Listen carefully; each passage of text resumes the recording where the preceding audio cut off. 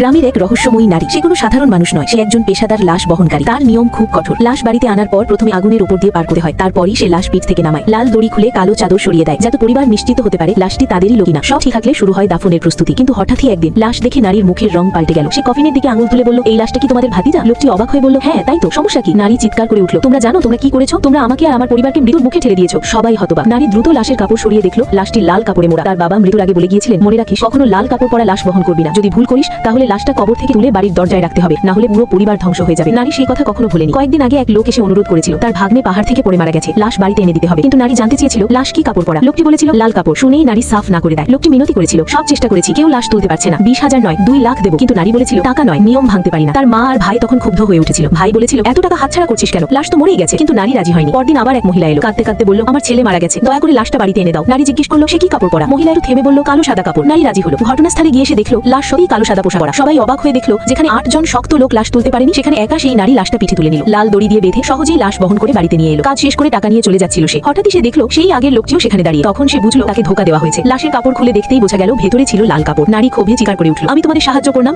আর তোমরা আমাকে মিথ্যা বলে সর্বনাশ করেছো। লোকটি বলল, আমরা বাধ্য হয়েছি, তোমার ভাইই তো বলেছিল লাল কাপড়ের উপর অন্য কাপড় পরিয়ে দাও। এই কথা শুনে নারী স্তব্ধ হয়ে গেল। বাড়িতে ফিরে সে বলল, আমাদের বাবার কথা মানতেই হবে, লাশটা কবর থেকে তুলে আনতে হবে। কিন্তু মা আর ভাই রাজি হলো না। রাতে হঠাৎ দরজায় টক টক শব্দ। নারী বুঝে গেল কিছু একটা ভুল হচ্ছে। ভাই দরজা খুলতেই হিম শীতল বাতাস বয়ে গেল। দরজার সামনে দাঁড়িয়ে ছিল একজন লাল কাপড় পরা মানুষ, কিন্তু তার কোনো ছায়া নেই। নারী কাপা গলায় বলল, দরজা বন্ধ করো, ওই মানুষটা আমি যাকে লাশ হিসেবে বহন করেছিলাম।